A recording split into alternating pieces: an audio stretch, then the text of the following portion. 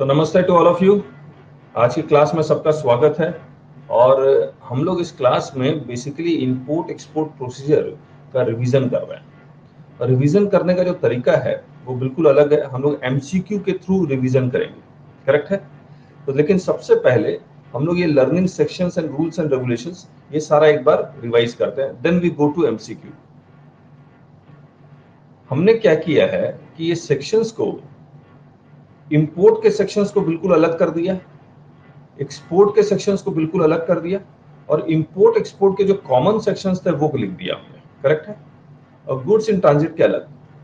जिस सेक्शन के साथ रेगुलेशंस आते हैं वो रेगुलेशंस हमने यहां पर लिख दिए। सही बात। अब मुझे आप बताते जाइएगा, section 29 arrival of vessels and aircraft in India, इसमें क्या लिखा हुआ है? Arrival of vessels and aircraft in India, इसमें क्या लिखा हुआ है? जब भी कॉलिंग होगी कहां होगी? जब भी कॉलिंग होगी कहां होगी? कस्टम्स पोर्ट पे होगी, या कस्टम स्टेशन बोल देते हैं। कस्टम स्टेशन में कस्टम पोर्ट भी आ गया, एयरपोर्ट भी आ गया, लैंड कस्टम स्टेशन भी आ गया, सारे आ गए।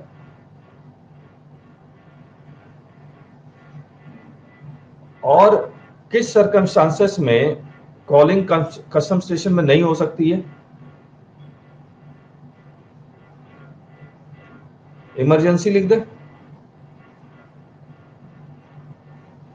Bad weather, accident, etcetera etcetera, unavoidable circumstances. बस इतना ही करते हैं। ये एग्जाम में इसका क्वेश्चन आया, इसका चांस 0.001% है।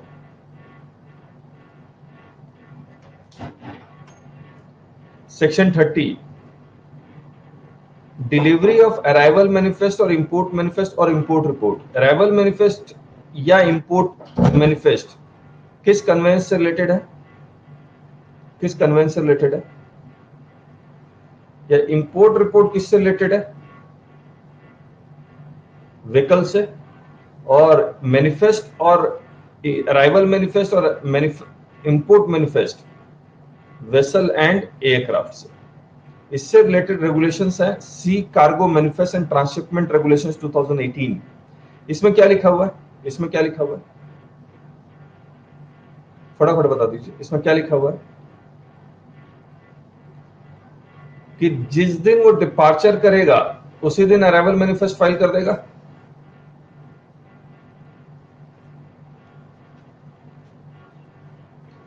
इंपोर्ट रिपोर्ट कब फाइल करनी होती है उसको?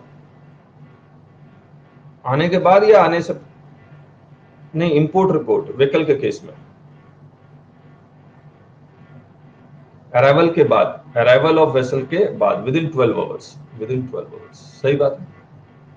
Section 30A passenger and crew arrival manifest and passenger name record information भी फाइल करना पड़ेगा, हाँ या ना? Section 31 imported goods not to be unloaded from vessel until entry inwards granted. बताइए किसको एप्लीकेशन देनी पड़ती है एंट्री इनवर्ड्स की? किसको एप्लीकेशन देनी पड़ती है?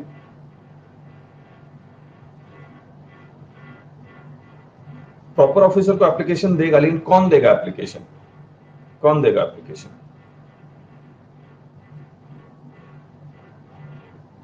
Master of the vessel. Aircraft देगा या व्हीकल देगा? एयरक्राफ्ट और व्हीकल देगा? नहीं देगा, सिर्फ वेसल के लिए है, बाकियों के लिए नहीं है। Section 32 imported goods not to be unloaded unless mention in arrival manifest, import manifest और इंपोर्ट रिपोर्ट। बताइए अराइवल मैनिफेस्ट, इंपोर्ट मैनिफेस्ट या इंपोर्ट रिपोर्ट में जो कार्गो होते हैं वो होम कंजम्पशन का कार्गो होता है और ट्रांसशिपमेंट वाला कार्गो होता है, चाहे इंटरनेशनल हो या डोमेस्टिक हो। ट्रांजिट कार्गो नहीं उतरेगा।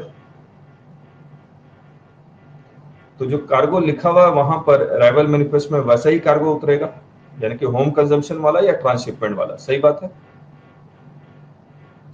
Section 45 restriction on custodian removal of imported goods, ये कस्टोडियन के लिए है।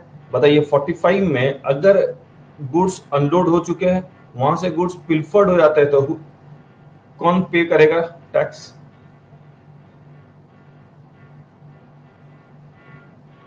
कस्टोडियन करेगा। मुझे एक बात और बता रही है, किस दिन का रेट लगेगा और किस दिन का वैल्यू लगेगा?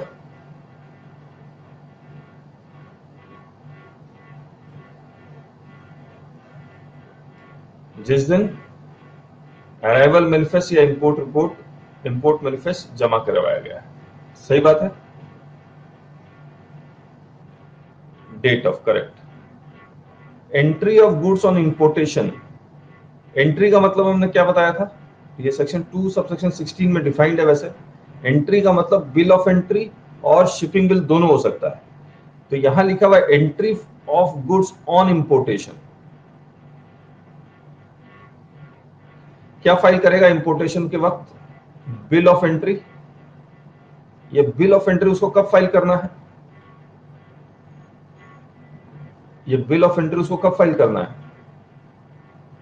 Advance bill of entry file करता है तो वेसल के अराइव होने से 30 डेज के पहले तक एडवांस हो सकता है, और बाद में 30 डेज के अराइवल ऑफ वेसल के 30 डेज के बाद भी कर सकता है। सही बात है, 30 डेज के अंदर करना पड़ेगा। 30 डेज के अंदर नहीं किया तो 30 डेज बिफोर और आफ्टर, करेक्ट। नहीं, पेनाल्टी तो नहीं है, गुड्स को बेचा जाएगा, goods will be sold, section 48 में लिखा हुआ था। फिर लेट फीस है, इसमें हम लोग बाद में करेंगे। Clearance of goods for home consumption, clearance कौन देगा? प्रॉपर ऑफिसर देगा। कितने तरह का असेसमेंट है? सेल्फ असेसमेंट में ड्यूटी कब पे करनी पड़ती है? सेल्फ असेसमेंट में ड्यूटी कब पे करनी पड़ती है? जिस दिन बिल ऑफ एंट्री फाइल करेगा। और अगर पीओ असेसमेंट करेगा तो, प्रॉपर ऑफिसर असेसमेंट करेगा तो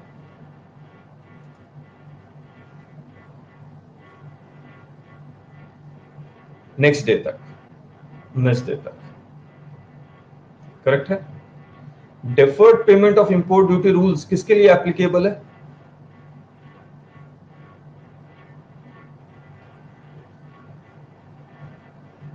deferred payment of import duty rules किसके लिए एप्लीकेबल है?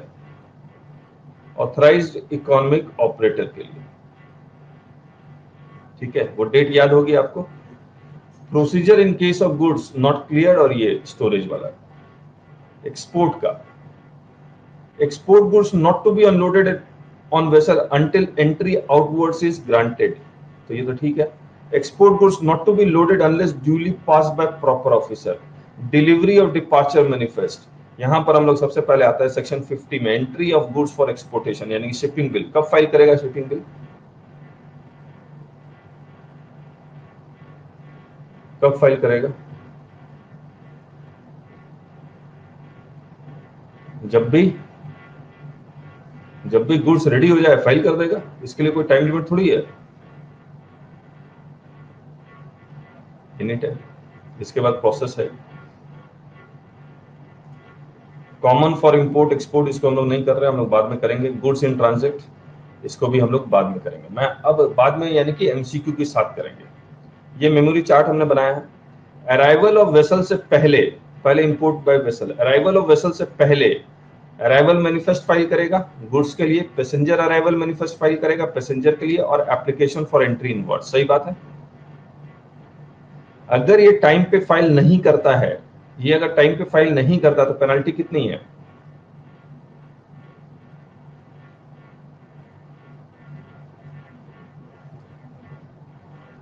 Not exceeding 50,000, not exceeding 50,000, correct है। अब एयर, इंपोर्ट बाय एयर करता है तो वही सेम है। अराइवल ऑफ एयरक्राफ्ट से पहले अराइवल मैनिफेस्ट और पैसेंजर अराइवल मैनिफेस्ट फाइल करेगा। इसको एंट्री इनवर्ड्स लेने की जरूरत नहीं है, करेक्ट है।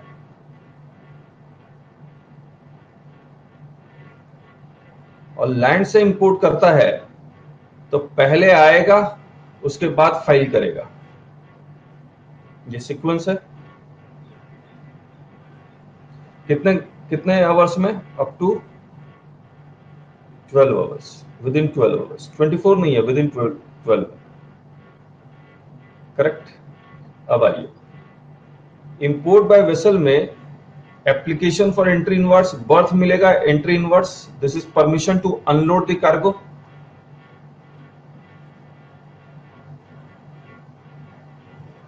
अब ये बिल ऑफ एंट्री फाइल करेगा,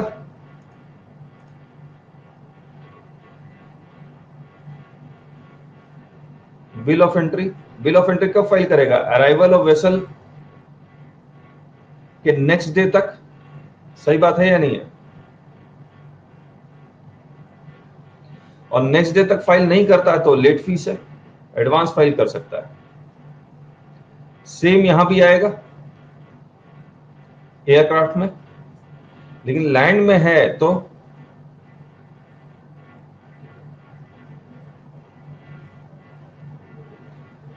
तो अराइवल ऑफ व्हीकल के बाद ही फाइल करेगा।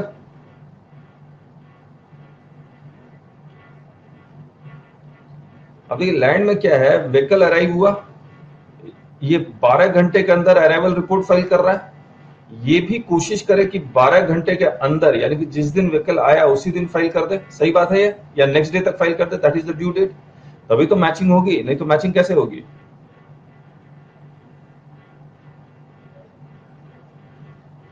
इसके बाद असेसमेंट हो जाएगा, आउट ऑफ चार्ज ऑर्डर सब में सेम है, डिपार्चर परमिशन सब में सेम है। ये रिलेवेंट डेट हम लोग नेक्स्ट चैप्टर में करेंगे। Export by vessel, shipping bill and payment of duty if any, let export order, entry outwards. यहां एयर में देखिए shipping bill, let export order, entry outwards नहीं है। डिपार्चर मैनिफेस्ट, डिपार्चर परमिशन और relevant date, let export order, यानी कि late export order के दिन वैल्यू देखेंगे, लेट एक्सपोर्टर के दिन रेट ऑफ ड्यूटी देखेंगे अगर है तो। एक्सपोर्ट में जब कोई खास है नहीं, मैंने आपको उसका डिटेल भी बताया था आपको। हमने फिर एक ये चार्ट बना दिया जहां पर अराइवल मैनिफेस्ट रिपोर्ट या import report cargo and passenger दोनों के लिए, import by vessel custom port, import by air customs airport, import by land land custom station, before arrival, after arrival but within 12 hours, नहीं करता है तो penalty up to 50,000। Bill of entry, due date is next day of arrival of conveyance, conveyance लिखा हुआ है तो सब कुछ आ गया। कितने दिन के अंदर? Before after 30 days, before after 30 days. और यहां पर इंपोर्ट बाय लैंड होगा तो after arrival of the vehicle, और ड्यू डेट होगा नेक्स्ट डे ऑफ कन्वेंस। और नहीं ड्यू डेट तक करता है तो डिले है 5,000 per day up to 3 days, further delay up to 10,000 per day. और ड्यूटेबल गुड्स है तो maximum fine is only duty payable, exempted goods है तो मैक्सिमम फाइन इज 50,000। करेक्ट है?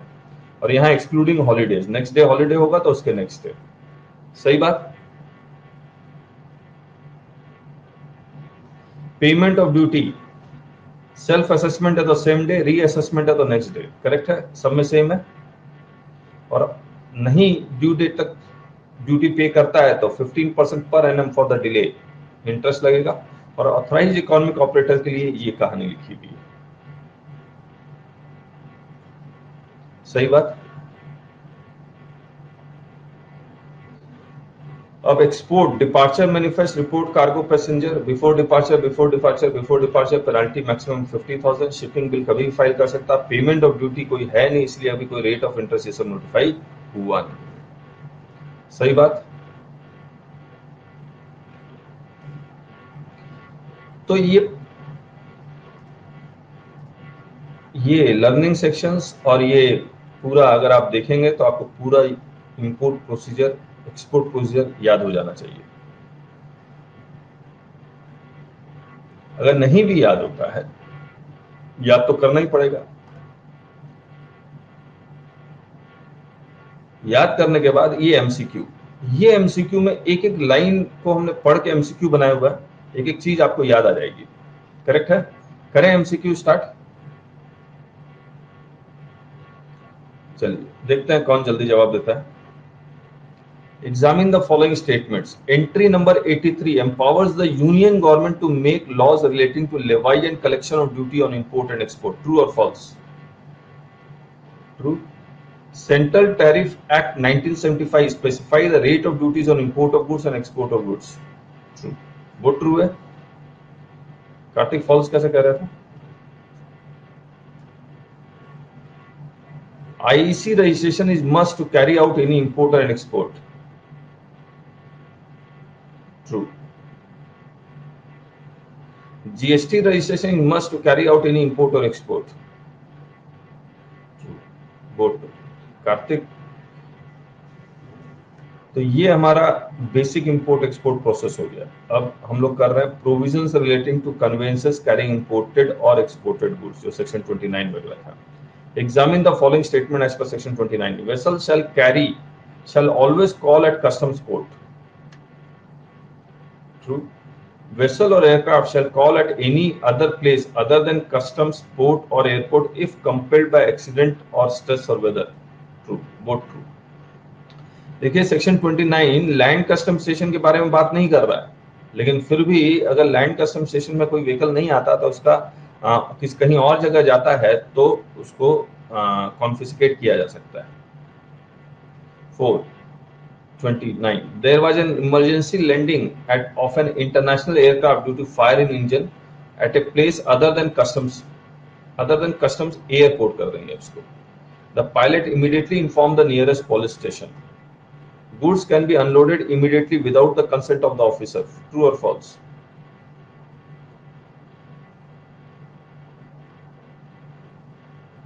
False.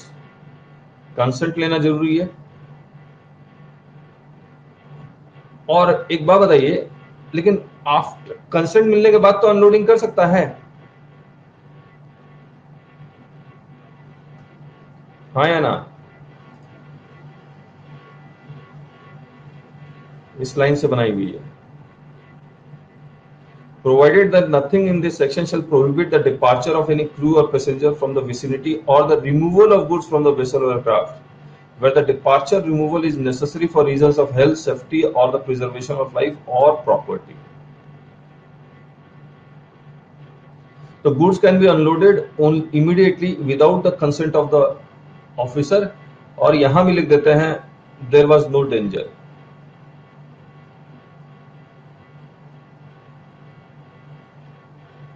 ठीक है। Crew or passengers can depart from the vicinity of the vessel or aircraft without the consent of the officer.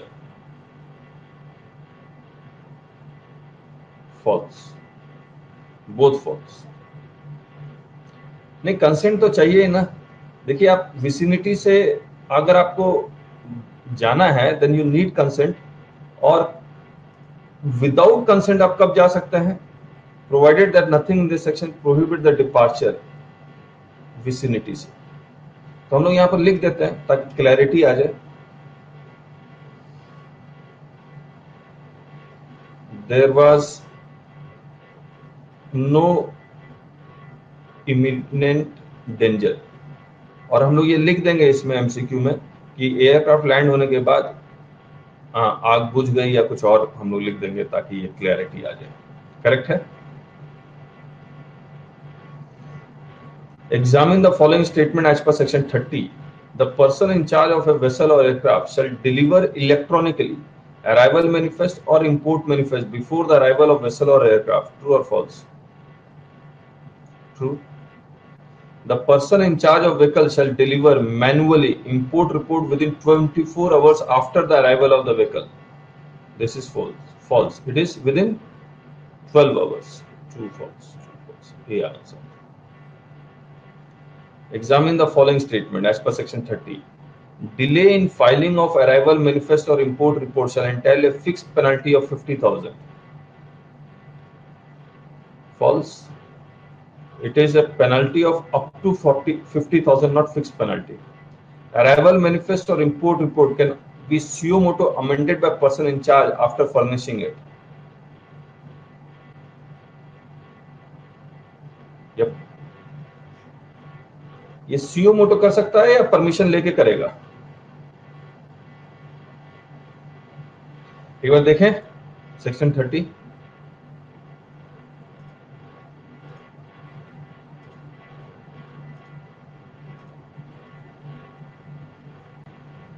यहां लिख रहा है, the proper officer is satisfied that the arrival manifest और import manifest और import report is in any way incorrect or incomplete and there was no fraudulent intention, he may permit it to be amended or supplemented। यानी permission लेनी पड़ेगी लेकिन एक बार regulations देखते हैं, regulations में उन्होंने क्या लिखा है, क्योंकि हमें जो याद आ रहा है,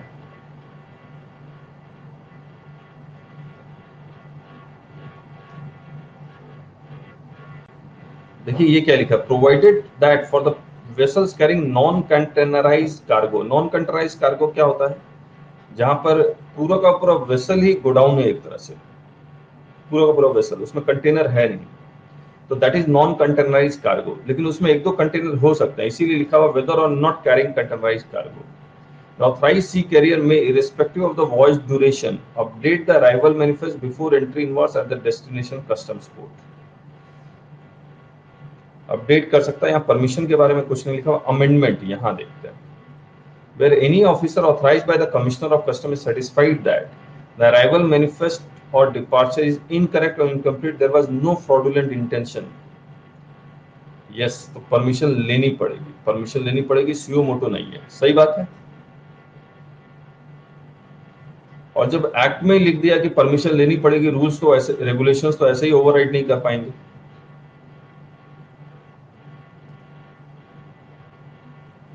तो अराइवल मैनिफेस्ट और import can be suo moto amended, no, तो this is also false, both false, सही बात।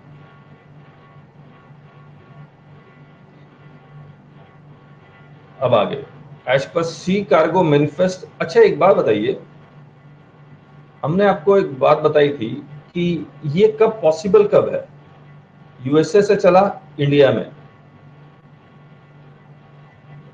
रेगुलेशन ये कहता है, एक्ट ये कहता है बिफोर अराइवल आपको अराइवल मैनिफेस्ट फाइल करना है। रेगुलेशन कहता है बिफोर क्या, बोला जिस दिन डिपार्चर कर रहा है यहां से, ये डिपार्चर मैनिफेस्ट यहां का अराइवल मैनिफेस्ट हो जाएगा। लेकिन कहीं रुकते हुए आ रहा है, ट्रांसशिप या लोडिंग अनलोडिंग ले रहा है, तो ये पोर्शन इसको अमेंड करना पड़ेगा, तो इसके लिए परमिशन ले लेगा। There is no fraudulent intention, ये तो कार्गो भी वैसा था, सही बात है या नहीं है। Now as per sea cargo manifest and transhipment regulations 2018, one of the following is not an authorised carrier. Registered authorised sea carrier authorised carrier है या नहीं है। Arrival manifest person in charge file करता है, इसको आइस गेट में registration लेना पड़ेगा, तभी इलेक्ट्रॉनिकली फाइल होगा। तो ये जो रजिस्ट्रेशन ले रहा है, इसीलिए इसको हम कह रहे हैं रजिस्टर्ड ऑथराइज्ड सी कैरियर। तो he is yes registered authorised train operator, yes unregistered custodian. Custodian को भी रजिस्ट्रेशन करवाना पड़ेगा या नहीं करवाना पड़ेगा, यस पोस्टल अथॉरिटी रजिस्ट्रेशन करवाएगा, नो। तो basically he is not authorise, custodian registration करवाएगा तभी पॉसिबल है। मैं आपको एक बार किताब दिखलाता हूं।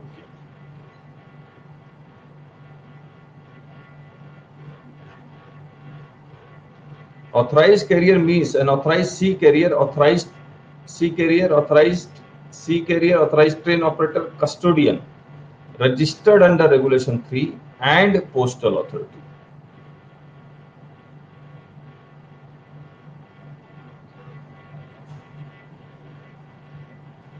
तो पोस्टल अथॉरिटी अगर अनरजिस्टर्ड है तो भी ये ऑथराइज कैरियर बन सकता है। लेकिन सबसे बड़ी बात ये है कि पोस्टल अथॉरिटी को उन्होंने एंड पोस्टल अथॉरिटी लिखा है। ऐसा क्यों लिखा मुझे सब, तो मैंने तो यही इंटरप्रेट किया कि पोस्टल अथॉरिटी अनरजिस्टर्ड होगा तो भी वो ऑथराइज कैरियर बन सकता है। लेकिन द प्रॉब्लम इज, अगर वो अनरजिस्टर्ड है तो वो आइस गेट में फाइल कैसे करेगा।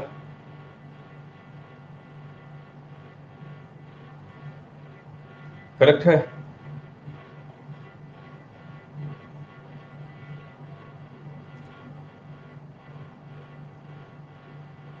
चलिए will revisit this question.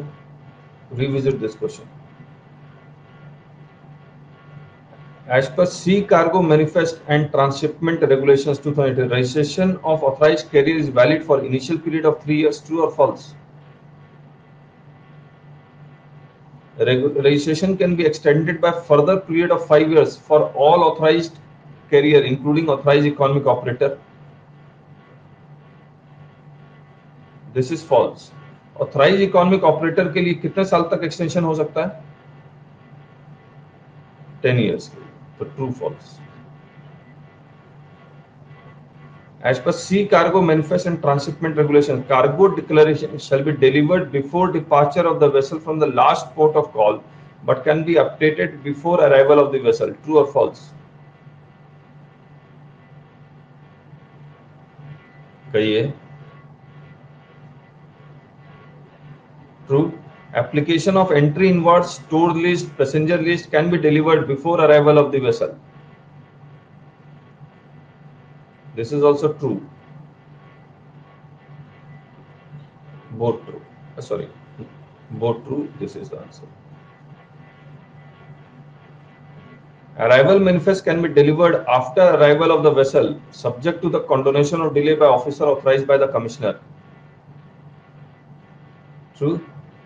Specific cargo declaration shall be delivered in case of carrying of arms and ammunition.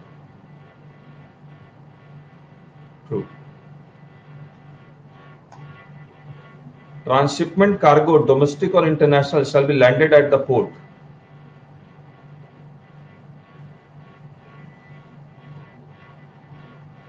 कहिए.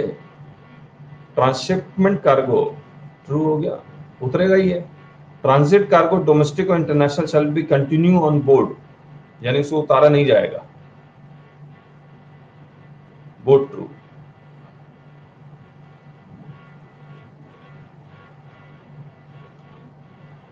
A. Person in charge of vessel or aircraft shall deliver the passenger a crew arrival manifest before arrival.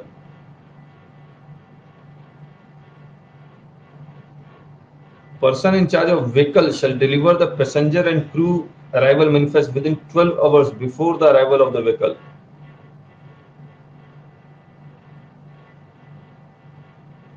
False या after होगा. A will be the answer. एक बार check भी कर लेते हैं हम लोग.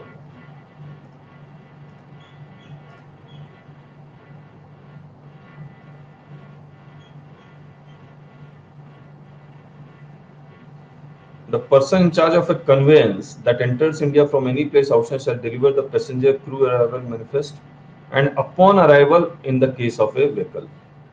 Upon arrival है. तो व्हीकल के केस में ऑन अराइवल है, विद इन 12 आवर्स भी नहीं है. On arrival.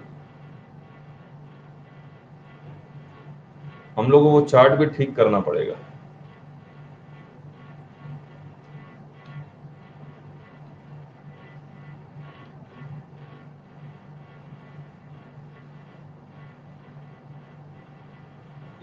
यहीं पर मैं लिख दूंगा arrival report with in 12 hours and passenger arrival manifest on arrival. यहां लिखना होगा. दूसरी बात, हमने जो पैसेंजर का है यहां ऑन अराइवल लिखना पड़ेगा. तो मैं करेक्टेड बुक आपको दे दूंगा. एमसीक्यू से बहुत सारी चीजें और क्लैरिटी आ जाती है अगर एमसीक्यू अच्छा बना हुआ है तो. The master of a vessel shall not permit the unloading of any imported goods until an order has been given by the proper officer granting entry inwards to such vessel. True or false? True. The pilot of an aircraft shall not permit the unloading of any imported goods until an order has been given by the proper officer granting entry inwards to such aircraft. False. Aircraft के लिए entry inverse की जरूरत नहीं होती है, vessel के लिए होती है बस. Proper officer may permit unloading even if arrival manifest is not been filed before arrival of the vessel.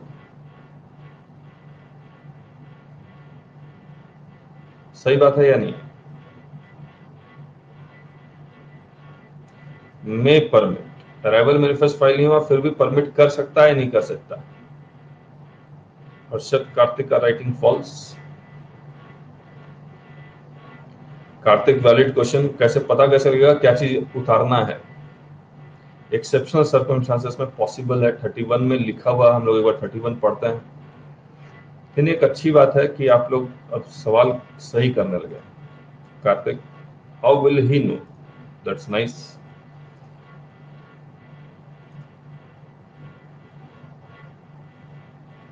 Exception, no entry invoice is needed to unloading of baggage, ये सब हो गया। The master of the vessel shall not permit the unloading of any imported goods until an order has been given by, ठीक है। No order shall be given until an arrival manifest or import manifest has been delivered or the proper officer satisfied that there was sufficient cause for not delivering it। तो possible है, possible. Proper officer may permit, so this is true। Perishable or hazardous goods can be unloaded even if entry inwards is not granted।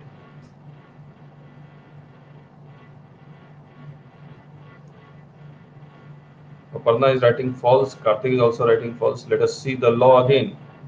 ये देखिए, no entry inwards is needed for to the unloading of baggage accompanying a passenger or a member of the crew, mail, bags, animals, perishable goods and hazardous goods। तो ये possible है, तो this is also true।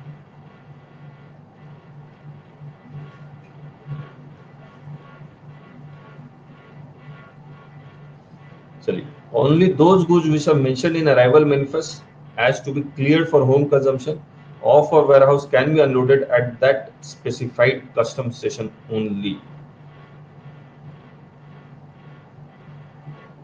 Proper officer may allow unloading in the event of exceptional circumstances। True, both true।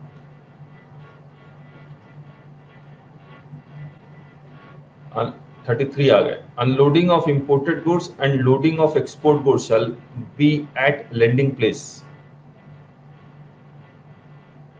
True। Unloading of imported goods and loading of export goods may or may not be under the supervision of proper officer if there is a general permission by way of notification and special permission by the proper officer।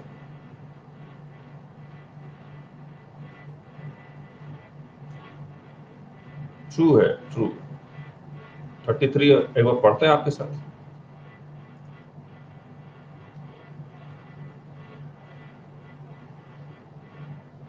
Except with the permission of the proper officer, no import goods shall be unloaded and no export goods shall be loaded at any place or place approved this।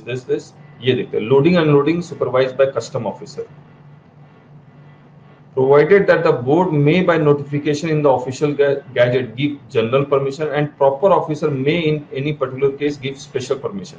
यानी कि notification से CBIC proper officer को एक general permission दे देगी और फिर general permission जब proper officer को मिल गया तो वो स्पेशल परमिशन दे देगा फॉर एनी गुड्स और class of goods to be unloaded और loaded without the supervision of the proper officer. तो ये पॉसिबल है, तो ये सेक्शन 33 एंड 34 कर देंगे। सही बात है, both true. 35, big vessel can unload goods into smaller vessel if commissioner of customs issue a boat note। True। Smaller vessel can load the goods into a bigger vessel if commissioner of customs issues a boat note। True। तो basically ये MCQ यही highlight कर रहा है, smaller vessel से big vessel में जा सकता है, बिग वेसल से स्मॉल वेसल में जा सकता है, बोट नोट होना जरूरी है। Boat. 36, goods can be loaded or unloaded at 24/7 custom port or holiday on holidays subject to the payment of merchant overtime fees।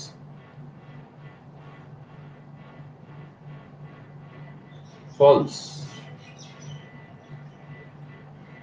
24/7 customs है तो फिर हॉलिडे कहां है? Goods can be loaded or unloaded at 24/7 manufacturing place of exporter on any day subject to the payment of merchant overtime fees। This is true, क्योंकि वो अपनी जगह से किसी और के जगह जा रहा है और हमने स्टफिंग ये सब का कहानी भी बताया था। False true, false true, B is the answer। Proper officer can board the conveyance and remain on board for up to 12 hours.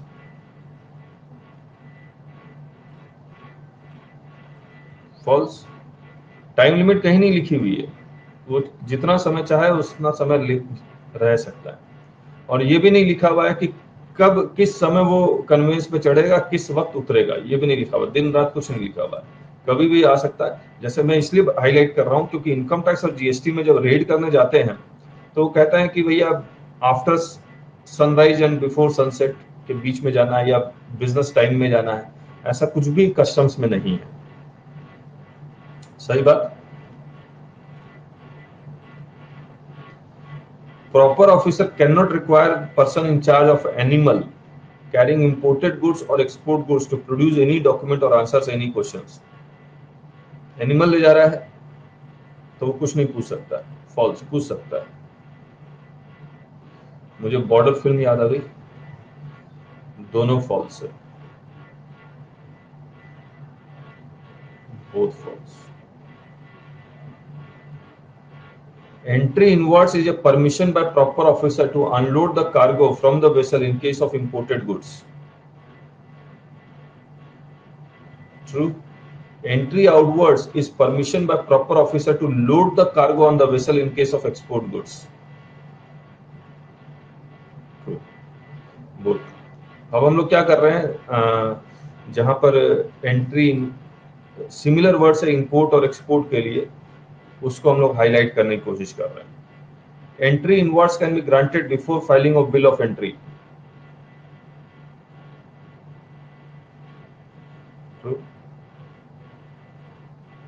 तो एंट्री इनवर्ड्स को बिल ऑफ एंट्री से तो कोई मतलब ही नहीं है, ये तो एक सेपरेट वेसल से गुड्स उतरेगा, इंपोर्टर सेपरेटली फाइल करेगा। सही बात है या नहीं है? Entry outwards can be granted before filing of shipping bill.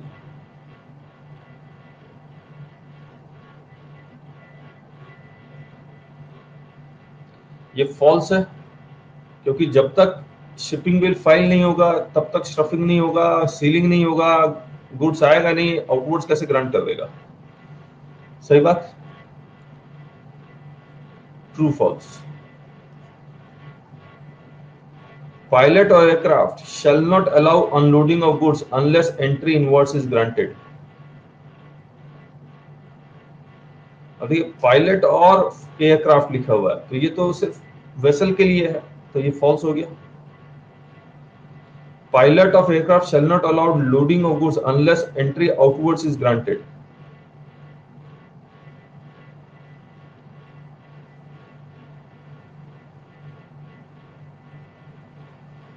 अब ये एंट्री आउटवर्ड्स और लोडिंग के लिए है,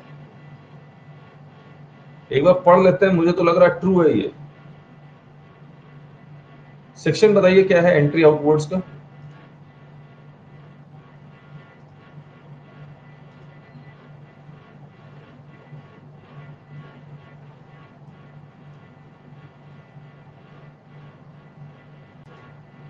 तो section 39 entry of goods not to B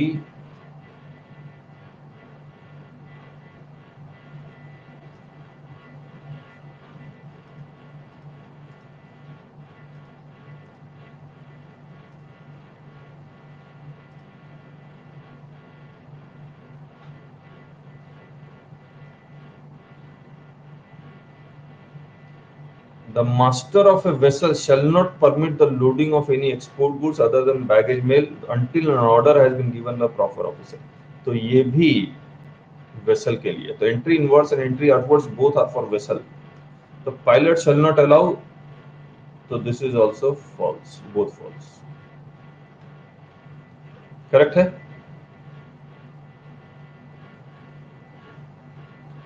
Again, departure manifest can be filed manually in duplicate if approved by Commissioner of Customs.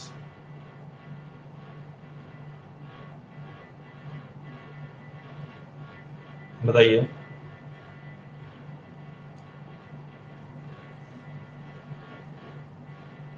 True है, true. Arrival manifest can be filed manually in duplicate if approved by Commissioner of Customs.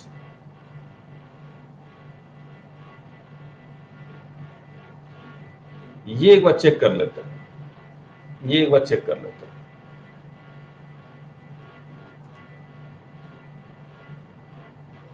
Departure manifest का section कौन सा है?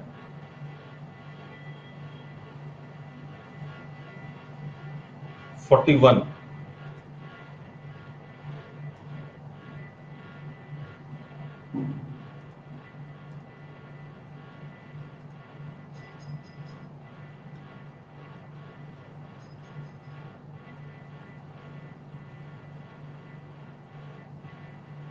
Provided that the principal commissioner of customs or commissioner in cases where it is not feasible to deliver departure manifest this allow the same to be delivered in any other manner, that is manually. अब arrival manifest का देख लेते हैं। Duplicate तो चाहिए ही चाहिए,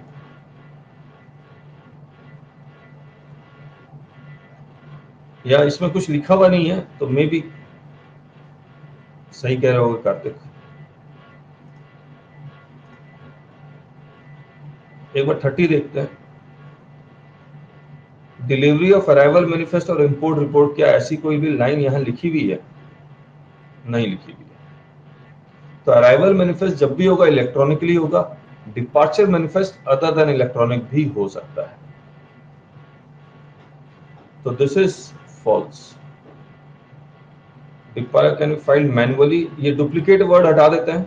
Kartik is correct, हमें पता ही नहीं है क्या लिखा हुआ, तो ट्रू एंड फॉल्स। एग्री?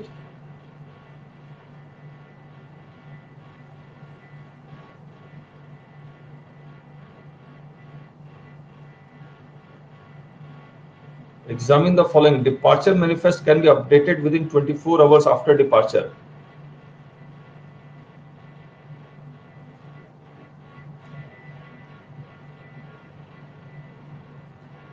बताइए।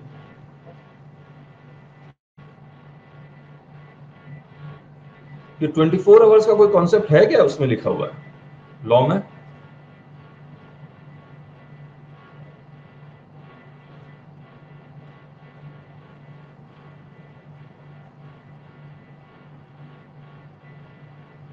अपडेट तो कर सकता है।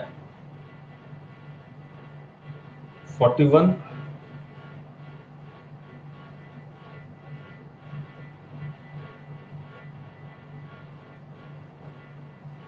अमेंडेड और सप्लीमेंटेड, लेकिन 24 आवर्स में करना है ये। एक मिनट, रेगुलेशंस देख लेते हैं। रेगुलेशंस में कहीं लिखा हुआ हो। Yes, an authorized sea carrier may update the departure manifest within 24 hours after departure. True है।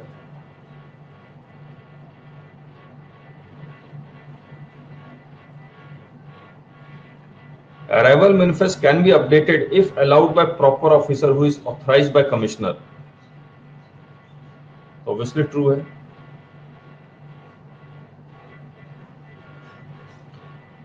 No conveyance can depart without the written order of proper officer.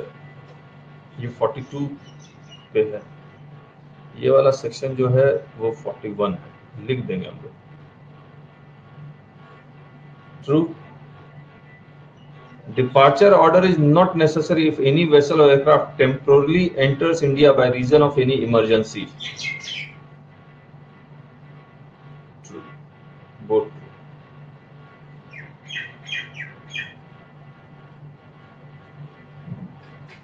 Clearance of imported goods and export goods. All imported goods unloaded in customs area shall remain in custody of custodian as approved by Commissioner of Customs.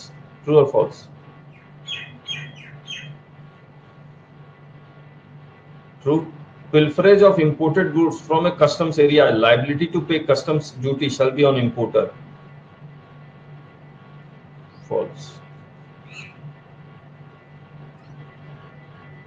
Custodian shall pay duty on pilfered goods lying in customs area at the rate prevailing on the date of filing of bill of entry if pilfered. If pilfered, ये भी लिखना होगा। True और false? False है। Date of filing of bill of entry नहीं है। Date of filing of arrival manifest है 45 एक बार देख लेते हैं आपके साथ।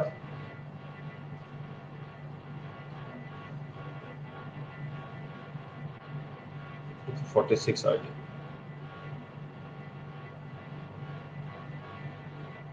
ऑन अराइवल मैनिफेस्ट और इंपोर्ट मैनिफेस्ट, ठीक है।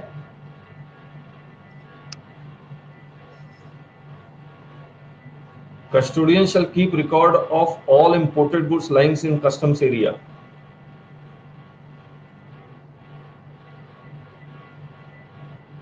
ट्रू।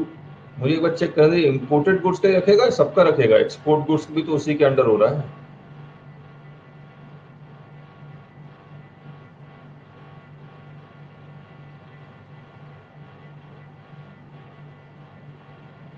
कहाँ लिखा हुआ है?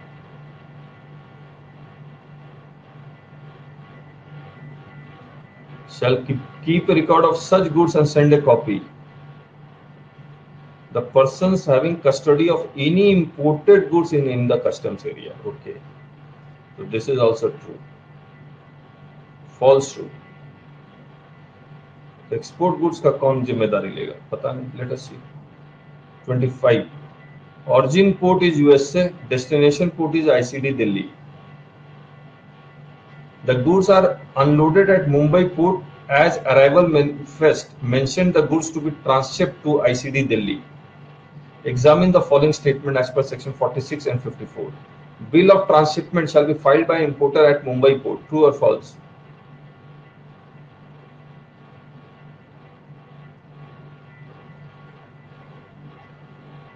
Karthik is writing true. Harshad is writing false. Why Harshad false?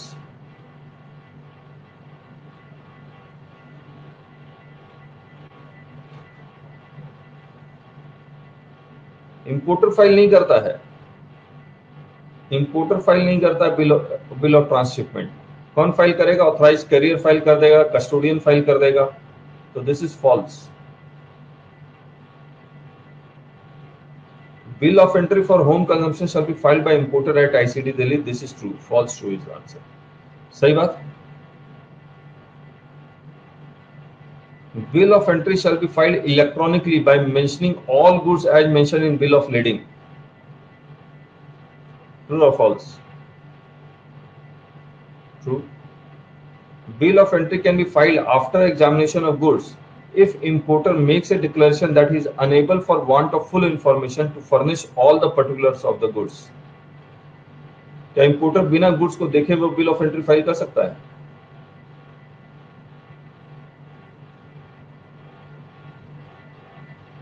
देखिए जनरली उसको तो बिल ऑफ लेडिंग, इनवॉइस और पैकिंग लिस्ट मिला, उसी को देख के उसको बिल ऑफ एंट्री फाइल करना है।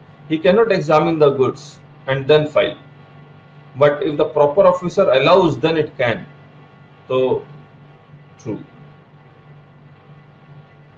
Both true, correct Harshad. Examine the following statement as per section 46. If the date of arrival vessel is 28th July, bill of entry can be filed on or after 28th July.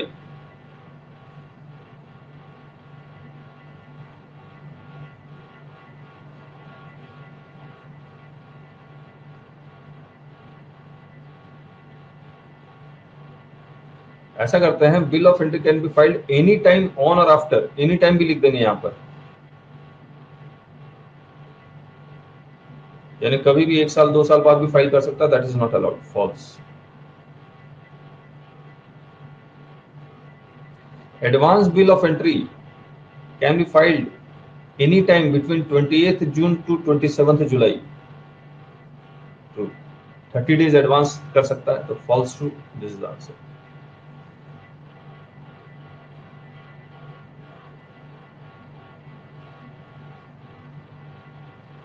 If the date of arrival of vessel is 28th July, Monday है 28 जुलाई को, date of filing of bill of entry is 3rd August, an importer imports dutiable goods on which total duty levied shall be rupees 6 lakh.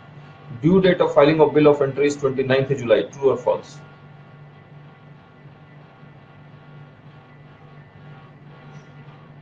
True. Late fees is 35,000. True or false?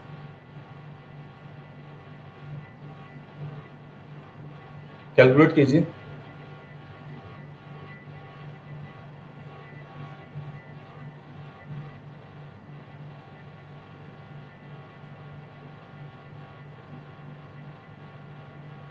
देखिए 29 जुलाई छोड़ देते हैं, 30, 1, 2, 3, 3 अगस्त को file कर रहा है, जिस दिन फाइल कर रहा है उस दिन को भी लेट मानेंगे। तो यहां पर 5000 पर डे है डिले, तो ये कितना हो गया 15,000, 5000 पर डे है ना।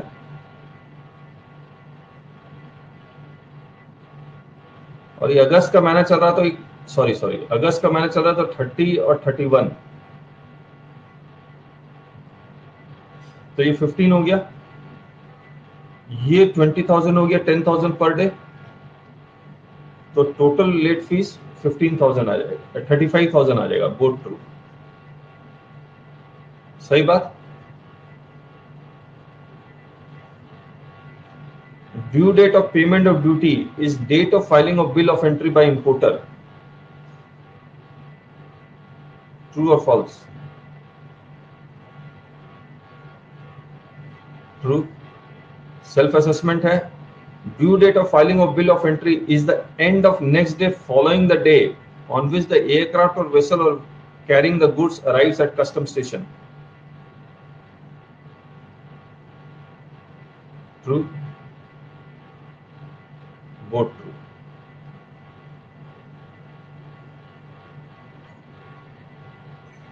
47, bill of entry filed on 14th July and paid duty on 15th July. Bill of entry is assessed by proper officer after examination of goods is on 15th July. Self-assessed duty paid 1 lakh. Assessed duty is 1,20,000. Differential duty of 20,000 paid on 20th July. Interest payable amounts to, बताइए।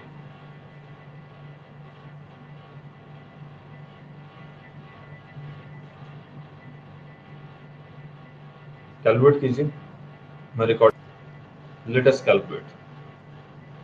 Bill of entry वो file कर रहा 14 जुलाई को, जिस दिन bill of entry file कर रहा है उसी दिन उसको ड्यूटी पे करना चाहिए, लेकिन वो ड्यूटी पे कर रहा 15 जुलाई को, सही बात। तो यहाँ का सेल्फ असेस ड्यूटी जो पे कर रहा है उसमें एक दिन का डिले है, और सेल्फ असेस ड्यूटी कितना है 1 लाख। रेट ऑफ इंटरेस्ट कितना है 15%, तो 15% ऑफ 1 लाख, अलग से कर देता हूं, 15% of 1 lakh divided by 365 into 1 day, कितना आएगा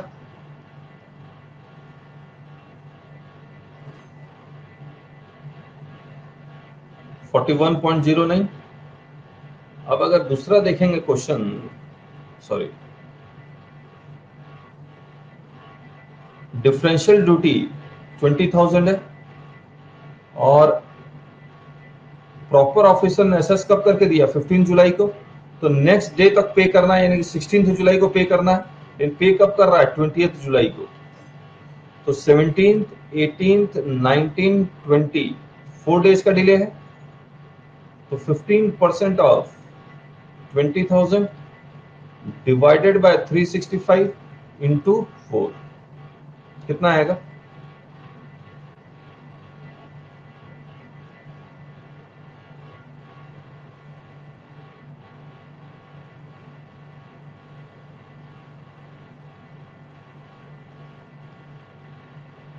16th डे में 16 तारीख लास्ट डेट था, तो 16 तारीख छोड़ देंगे, 17 तारीख से काउंट करेंगे। जिनेश जी आई एम करेक्ट, तो both true.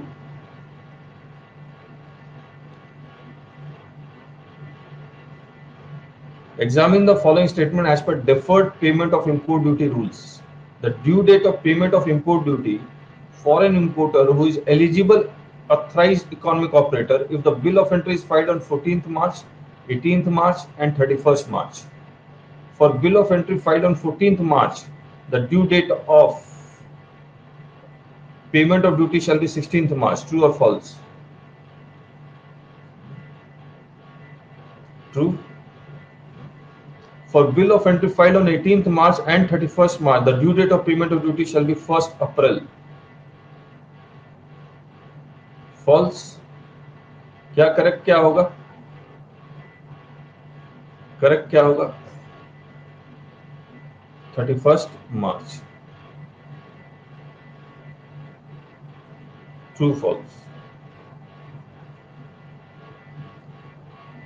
Bill of entry for home consumption filed on 16 September and duty has been paid. Examination of goods is pending. Such goods can be stored in a warehouse even if warehousing procedure is not followed.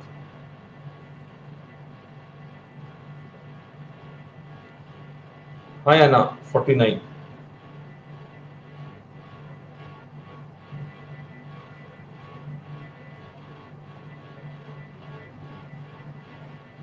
True. आप लोग जवाब क्यों नहीं दे पाए इसका?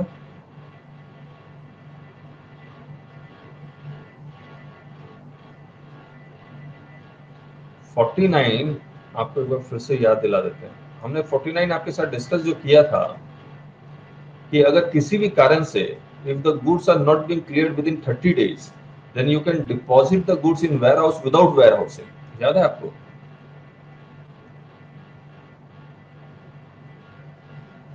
अगर 30 days के अंदर क्लियर नहीं करवाएंगे तो 40 सेक्शन 48 कह रहा है the proper officer can sell the goods. तो it is better to put the goods in a warehouse by giving the reasons. और ये कभी भी हो सकता है। तो bill of entry for warehousing filed on this examination of goods is pending. Such goods can be stored in a warehouse even if warehousing procedure is not followed. True.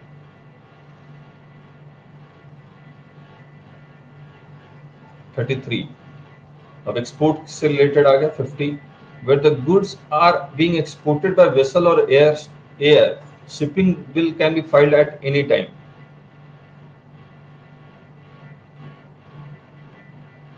True. Where the goods are being exported by land, bill of export can be filed at any time. True. Duty drawback, GST refund and other export incentive depends upon how accurately and completely shipping bill or bill of export has been filed in. True. Let export order shall be issued by the proper officer after verification of document and examination of goods by the proper officer. True. Both true.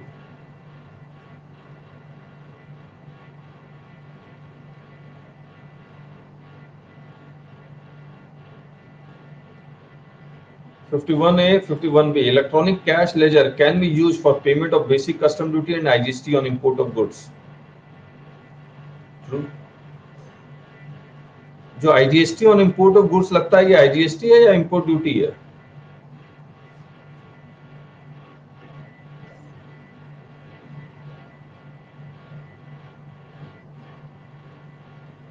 Counter welding duty.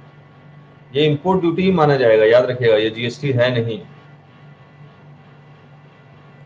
Duty benefits can be transferred to electronic cash laser.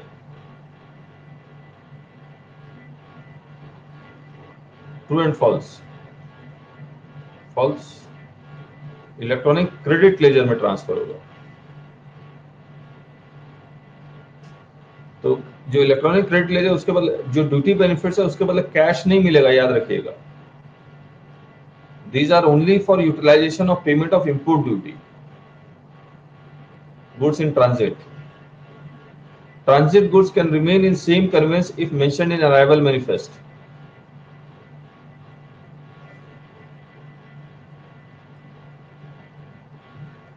True. If as per arrival manifest, goods are transit goods, then it can transit without payment of duty. यहाँ लिखना पड़ेगा। True.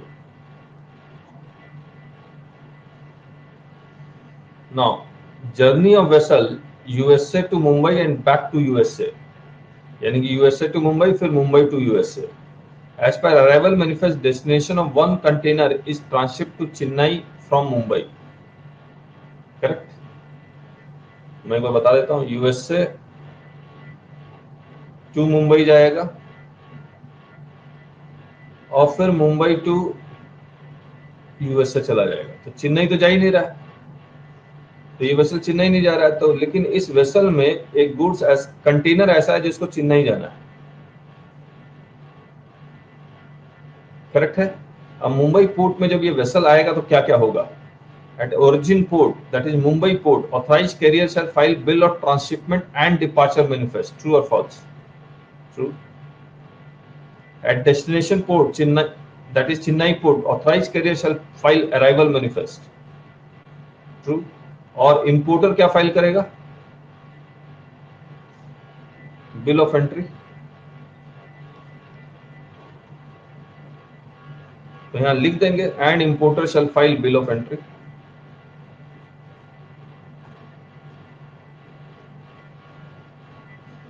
Goods can be transit to international airport without payment of duty.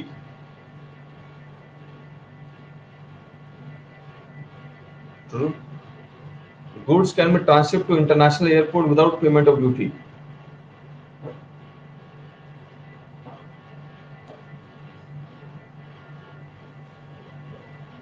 Goods can be transit by authorized carrier between two seaports executing bond and bank guarantee.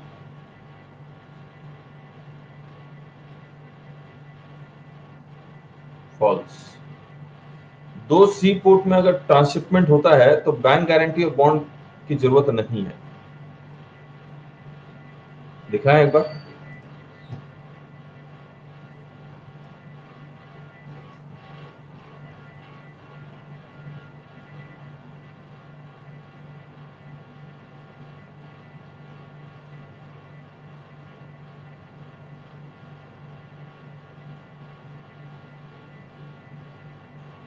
कहाँ लिखा हुआ था?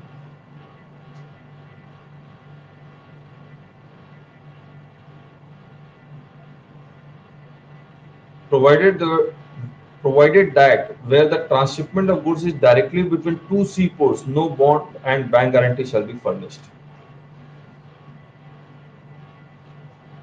Container shall be sealed where goods are transshipped through land route.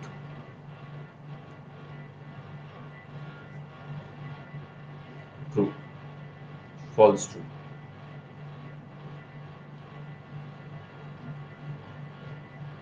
So we completed it.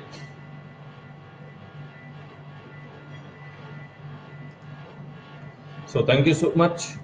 इस पे हमने कुछ बनाया नहीं है, जब हम लोग फॉरेन ट्रेड पॉलिसी करेंगे तब बनाएंगे। हाँ, लैंड रूट से जाएगा तो बैंक गारंटी की जरूरत है, सॉरी बॉन्ड की जरूरत है। बैंक गारंटी की जरूरत है या नहीं है तो डिपेंड करेगा। हर किसी से बैंक गारंटी जनरली लेते नहीं है। ये देखिए, विथ और विदाउट बैंक गारंटी।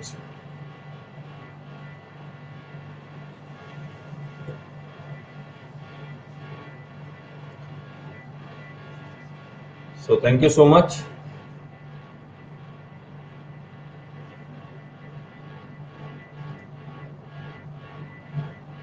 और कल हम लोग मिलेंगे आपसे और रिलेवेंट डेट करेंगे, रिलेवेंट डेट। और फिलहाल इसी यहीं पर मिलेंगे, इसी लिंक में। और जिसको भी ज्वाइन करना है वो प्लीज ज्वाइन कर ले। मुझे तो लगता है सब ठीक है। So thank you, bye bye. और रिव्यू जरूर डाल दीजिएगा। अपर्णा जी आपने भी नहीं डाला, बाकी जितने लोगों ने भी जो मैंने लिंक भेजा था उसमें नहीं डाला तो प्लीज डाल दीजिएगा, ठीक है। So thank you so much, bye bye.